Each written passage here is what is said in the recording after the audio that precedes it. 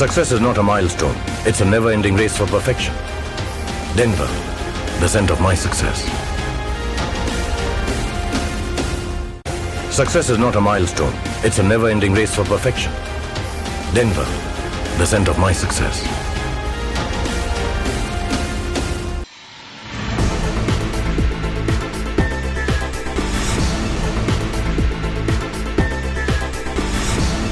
नमस्कार, मैं हूं आपके साथ प्रीति और आप देख रहे हैं प्लस न्यूज। खबरों की शुरुआत करने से पहले एक नजर डाल लेते हैं इस वक्त की हेडलाइंस पर।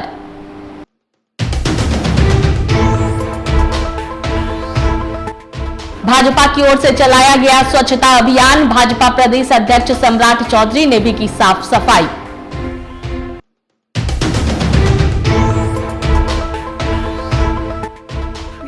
राजद विधायक सुधाकर सिंह का बड़ा बयान, यूपीए कन्वेनर है सोनिया गांधी।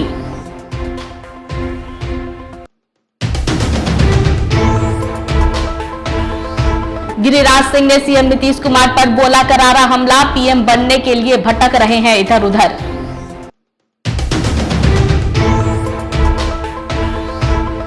बिहार के पूर्व उप मुख्यमंत्री सुशील कुमार मोदी ने सीएम नीतीश कुमार पर बोला हमला, प्रधानमंत्री नरेंद्र मोदी को बताया ईमानदार।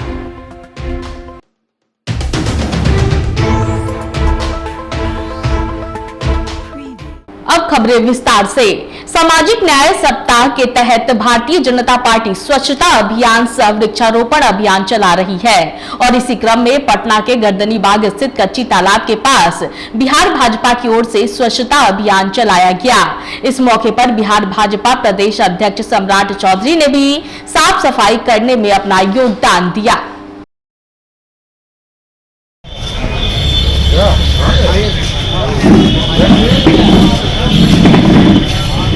और पर लगातार हमारे कार्यक्रम चल रहे हैं। भारतीय जनता पार्टी आदरणीय हमारा जो स्थापना दिवस था 6 अप्रैल, उससे शुरुआत हम लोगों ने किया और आदरणीय कल 11 तारीख को हमारे महात्मा फूले की जयंती थी, उसमें भी लगभग 5000 से अधिक लोग सदस्यता ग्रहण किए। आज पूरे बिहार में हम लोग सफाई अभियान चला रहे हैं। जलाशय का सफाई या तालाब की सफाई या गांव में जो जहां छठ घाट है उसकी सफाई का काम युवा मोर्चा के द्वारा किया है।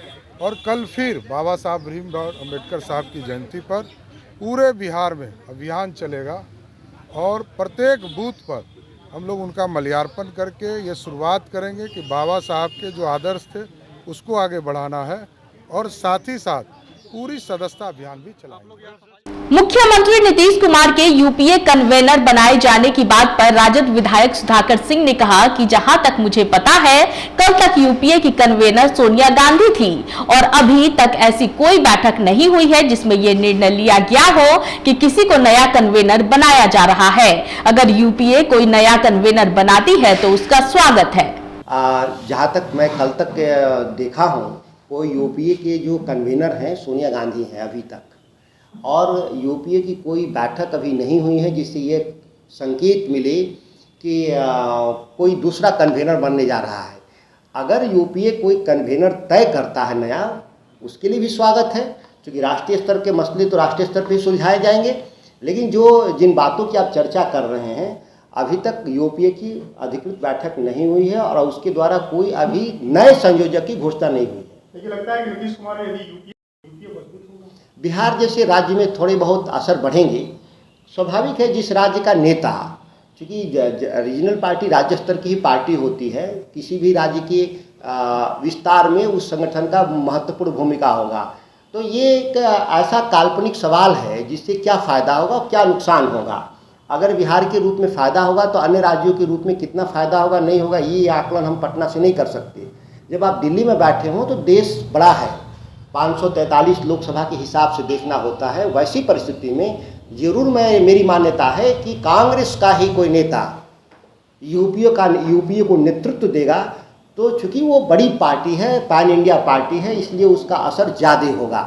अगर यूपीए निर्णय लेता है कि नीतीश कुमार जी को ही संयोजक बनाना है तो बिहार के लिए गौरव का विषय है, खुशी का विषय है। आदिवासी क्षेत्रों में तो काफी असर पड़ेगा नीतीश कुमार बनते हैं, यूपी, बिहार, झारखंड, ये बात मैंने कहा काल्पनिक बात है कि क्या असर पड़ेगा राज्य के बाहर। इसलिए मैं कहता हूँ कि एक बहुत छोटी पार्टी है, एक राज्य स्तरीय बहुत छोटी पार्टी है, और उसके आधार पे मैं ये नहीं कह सकता कि बहुत असर होगा देश की राजनीति पर। और उसके बहुत सारे जो संगठन हैं देश के, जो अन्य राज्यों में, वो कितना मदद करेंगे। सभी लोगों को मैं यही कहूँगा कि सामूहिक रूप से, मैं किसी भी पार्टी के राजनेता को मैं मानता हूँ कि सामूहिक नेतृत्व के जरिए राजनीति को और विपक्ष के लड़ाई को आगे बढ़ाना चाहिए। सभी का अपना स्टेक है, सभी के अपने अस्तित्व हैं, सभी के अपने संगठन हैं, सभी के अपने जनाधार हैं। सभी लोग को सामूहिक रूप से इसको प्रयास करना होगा।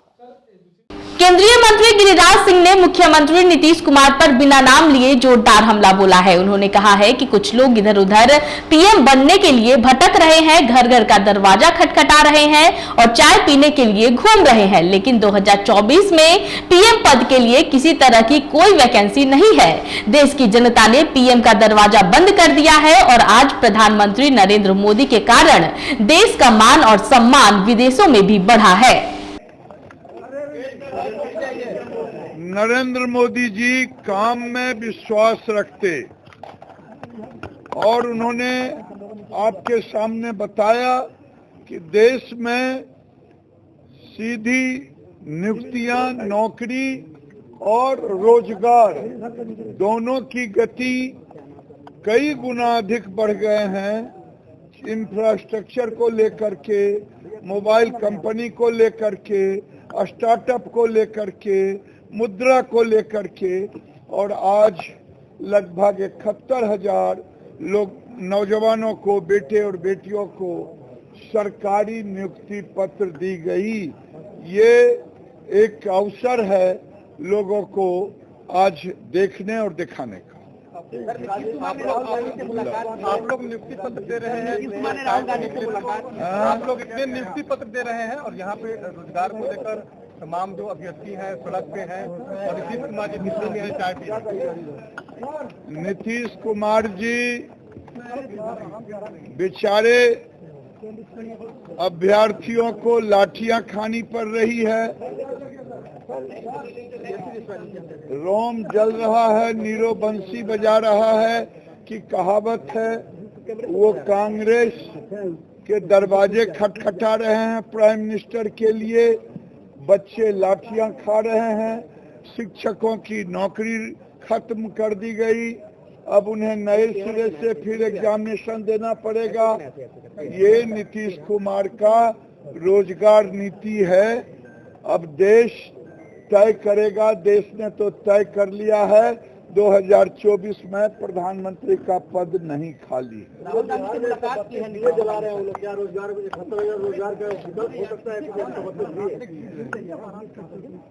132 दिए जलाएं, अच्छी बात है, लेकिन हर दिया जलाने वाला प्राइम मिनिस्टर बनने का ख्वाब देख रहा। अब 132 प्राइम मिनिस्टर पद कहां से आएंगे?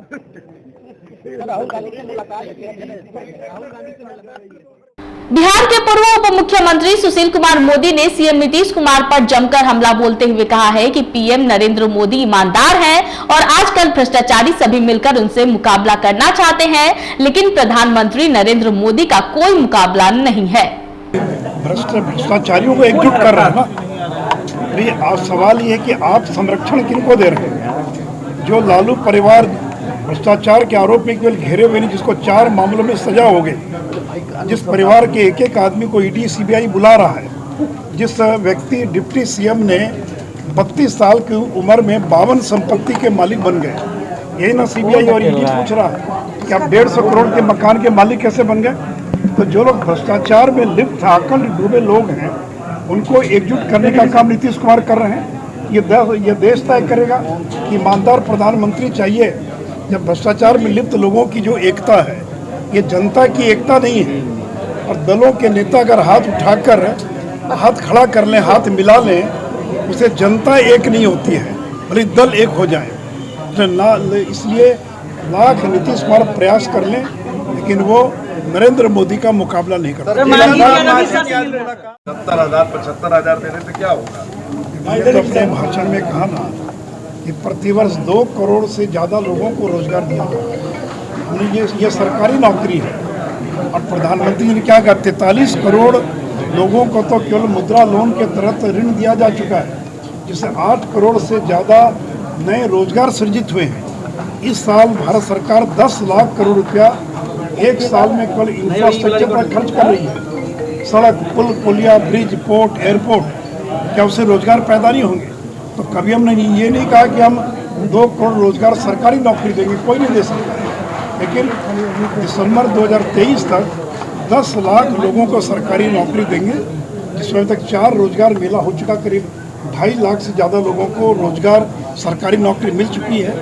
बाकी बचे हुए 8 महीने के अंदर और लगभग 7-8 लाख लोगों को सरकारी नौकरी मिलेगी। तो हमने सरकारी नौकरी का वायदा पूरा किया और जो रोजगार के जो माध्यम सृजित किए हैं, जिसका विस्तार से प्रधानमंत्री ने जिक्र किया है। आखिर अगर मेडिकल कॉलेज खोलेंगे, डॉक्टर बनेंगे, तो क्या वो उनको रोजगार नहीं मिलेगा? क्या 10 लाख करोड़ खर्च होगा? क्या पीएम आवास योजना में अगर मकान बनता है तो लोगों को रोजगार नहीं मिलता? क्या सड़क बनती है, पुल पुलिया बनता है? ये हर एक चीज़ रोजगार पैदा करता है और इसलिए हम लोगों ने 2 करोड़ नहीं बल्कि 2 करोड़ से ज़्यादा रोजगार प्रति वर्ष सृजित करने का काम किया। ठीक है सर। झंझारपुर जिला इकाई मिथिला वाहिनी की बैठक संगठन के जिला प्रमुख राजकुमार मंडल की अध्यक्षता में अनुमंडल अस्पताल झंझारपुर परिसर स्थित हनुमान मंदिर के परिसर में आयोजित हुई, जहां आगामी कार्यक्रम को लेकर चर्चा हुई। बैठक को मिथिला वाहिनी के संस्थापक सह मुख्य संरक्षक मिहिर कुमार झा महादेव ने संबोधित करते हुए प्रत्येक कार्यकर्ता और सहयोगियों का अभिवादन करते हुए कहा कि अपने संस्कृति धरोहरों के संरक्षण और संवर्धन में मिथिला वाहिनी के अभियान में आप सभी का योगदान प्रशंसनीय है। हम सब लगातार जैसे से मिथिला वाहिनी के जो अभियान है अपन धरोहर और संस्कृति के रक्षा ओहि पर हम सब काज कर रहा है। आगामी समय में 14 अप्रैल के मिथिला नववर्ष से हम सब दिन मिथिला नववर्ष अपनों मनाबी और दूसरों के लिए प्रेरित करिए। मिथिला वाहिनी के जगह अभियान मधुबनी जिले के दी रहिका कोऑपरेटिव बैंक निदेशक पद के लिए हुए मतदान के बाद गिनती देर रात तक चली। मतगणना के बाद अंतिम परिणामों की घोषणा कर दी गई, जिसमें अध्यक्ष पद के लिए रमन सिंह, उपाध्यक्ष पद के लिए देव कुमार यादव ने जीत हासिल की।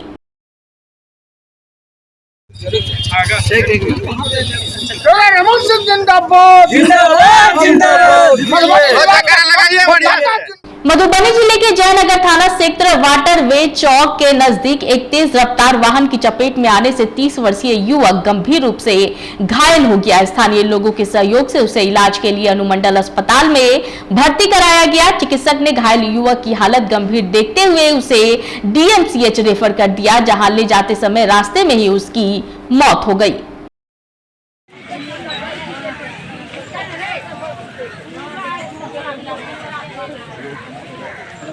रात जो सो करीब 9:30-10 बजे मोहम्मद ताहिर जो बिजली मिस्त्री थे, उनका करीब जो सुमानी के रात स्कॉर्पियो से सुमानी का एक्सीडेंट हो गया। उसकी जो सुमानी का स्पॉट डेट हो गया और हम लोगों का मांग है जुमानी कम से कम 10 लाख रुपया, एक सरकारी नौकरी और सरकारी लाभ उनका परिवार को मिले। इसे लेकर हम लोग सारे ग्रामीण मिलकर बैठे हुए हैं। जिसमें हमारा ग्रामीण मोहम्मद ताहिर नाम का मिस्त्री रात को यहाँ 10 बजे के आसपास में दूध लेकर घर जा रहा था। इसी दौरान स्कॉर्पियो तेज़ गति से आते हुए उसको रौंदते हुए चला गया। तो उसी के लिए हम लोग धरना दिए हैं कि यहाँ अक्सर उस बल्डिया चौक पर एक्सीडेंट होता है और उसके अलावा इसको जो उचित मुआवजा सरकार द्वारा मिले, इसके लिए हम लोगों ने, हमारे ग्रामीणों ने यहाँ पे धरना दिया। जन स्वराज पदयात्रा के दौरान वैशाली के हाजीपुर में एक आम सभा को संबोधित करते हुए प्रशांत किशोर ने कहा कि आज बिहार के लोगों को अपना हित इसलिए नहीं दिख रहा है क्योंकि नेताओं ने यहाँ के लोगों के दिमाग में जाति धर्म का काई लगा दिया है। आज नेता के लिए सब कुछ बढ़िया है, नेता का लड़का बढ़िया स्कूल में पढ़ रहा है, नेता का बाबूजी बीमार पड़ेंगे तो बढ़िया हॉस्पिटल में इलाज करवाने जाएंगे। अब बिहार के लोगों ने कभी सोचा है कि क्या आपके लिए ऐसी कोई व्यवस्था है? जन सुराज का मतलब क्या है? जिसको भी समाज अपने बीच से चुनकर निकालेगा, वो गरीब हो अमीर हो, अगड़ा हो पिछड़ा हो, हिंदू हो मुसलमान हो, जिसको भी आप अपने बीच से चुनकर निकालिएगा, उसी के पीछे जन सुराज की मेरी पूरी ताकत, शक्ति, पैसा, बुद्धि सब लगाया जाएगा और आपके सहयोग और आशीर्वाद से उसको जिता कर लाया जाएगा। कभी न बनेगा जनता की सरकार। नेता का तो सरकार नेता के लिए तो बढ़िया है सब। नेता का लड़का तो बढ़िया स्कूल में पढ़ रहा है, नेता का बाबूजी बीमार पड़ेंगे तो बढ़िया अस्पताल में जाएंगे। आपके लिए वो व्यवस्था नहीं है, लेकिन ये व्यवस्था तब सुधरेगी जब आपकी सरकार बनेगी। इसीलिए ये अभियान चला रहे हैं। तो आप बताइए कि प्रयास होना चाहिए कि नहीं होना चाहिए? होना चाहिए। सोच के बताइए कि प्रयास होने के चाहिए कि ना? सांसद खेल महोत्सव उद्घाटन पर मसौढ़ी के ऐतिहासिक गांधी मैदान में पहुंचे भारत सरकार के पूर्व केंद्रीय मंत्री सह पाटलिपुत्रा सांसद रामकृपाल यादव ने विपक्ष को आड़े हाथों लेते हुए कहा कि भाजपा एक तूफान है और इस तूफान को रोकना विपक्ष के बस में नहीं है। वहीं खेल महोत्सव के मौके पर विभिन्न विद्यालय के बच्चों ने मार्च पास्ट किया।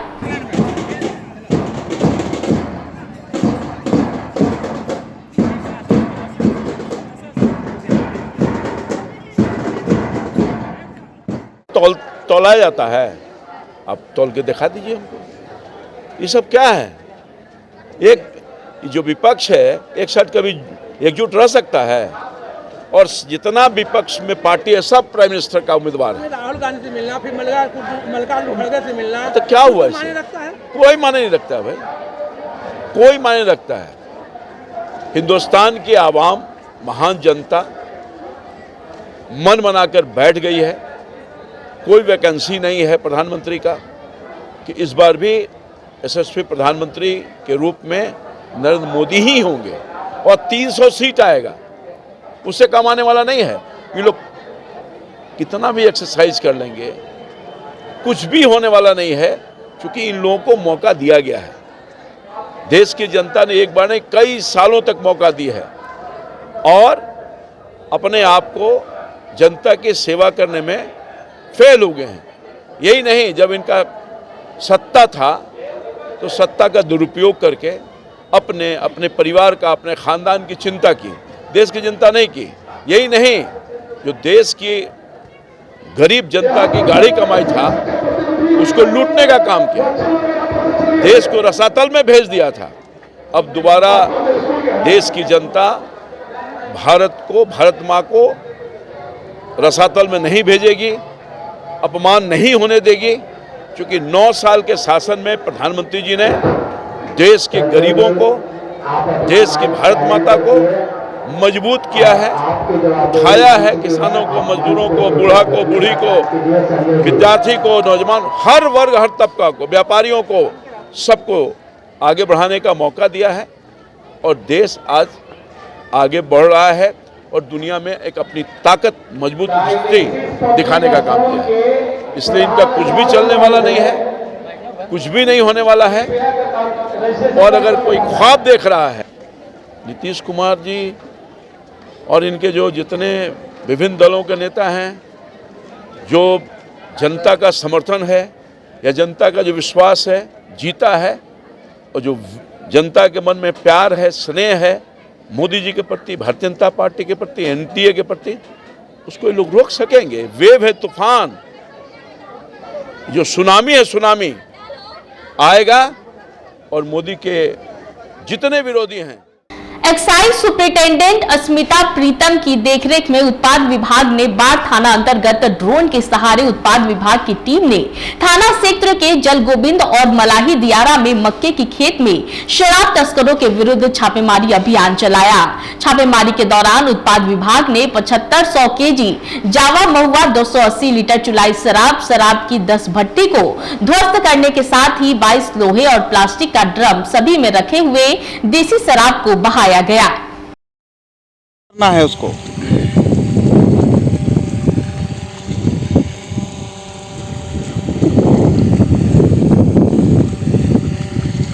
चलो गिराओ पूरा, एकदम उल्टा दो पूरा, कोई बात नहीं।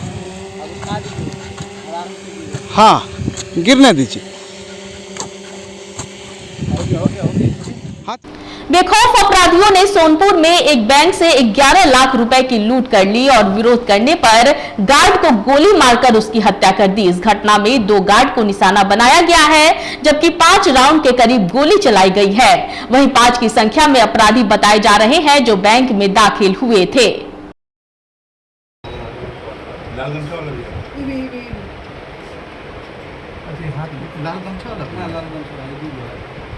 ये जो पीछे लड़का है ना, काला शर्ट ये लड़का यही शूट किया। जो अथी पहने हुए सो वो भी पहले उससे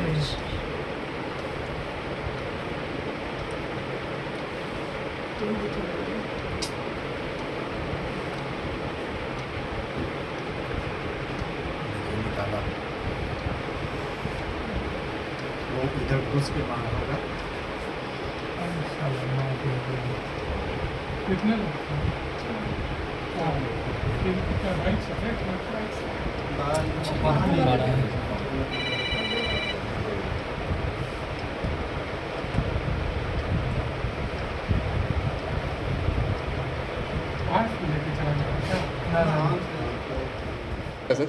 घटना घटी है कि जैसे हम लोग अपने अपने वर्क कर रहे थे तो आया है 5 आदमी के और फायरिंग लोगों पर हवाई फायरिंग किया और उसने गार्ड पकड़ने की कोशिश किया तो गार्ड को भी गोली मारा है और हमारे से मोबाइल छीन लिया, फिर मोबाइल फेंक के और कैश लेके। कितने आदमी थे? 5 आदमी थे। एक ब्लैक टी शर्ट सभी आदमी थे, सभी के पास। हाँ सभी। और black T shirt short pant में था, वही गोली मारा है सर में। कितने की लूट है? क्या लूट का अमाउंट कितना है? 11 लाख की लपेट में है। आपके साथ भी कुछ हुआ है? नहीं सर, हमारे केबिन में ही आके जब होमगार्ड ने आपके साथ क्या हुआ? हम लोग टेबल के नीचे मेरे साथ नहीं हुआ, मेरे केबिन में आए, होमगार्ड ने उसको डिफेंस किया तो वो शूट कर दिया ब्रेन में और फिर जो हुआ हम लोग टेबल के नीचे छिपे। कितना राउंड गोली चली, क्या देखे? 5 टाइम्स गोली की आवाज़ आई, मतलब 1 तो अंदर केबिन में और 4 ये हॉल में। 2 पुलिस थे, एक को पेट में गोली लगी, एक को ब्रेन में। ठीक है ना? क्या नाम हुआ आपका? पूजा। एक की मौत हो गई पुलिसकर्मी की। हाँ, हॉस्पिटल से आया न्यूज़। हम लोगों ने जब वो लोग चले गए तो हॉस्पिटल में एडमिट करवाया, रेलवे हॉस्पिटल में। तो एक की डेथ हो गई और एक को PMCH रेफर किया। इस वक्त के बुलेटिन में फिलहाल इतना ही। मुझे दीजिए इजाजत, लेकिन देखते रहें प्लस न्यूज। नमस्कार।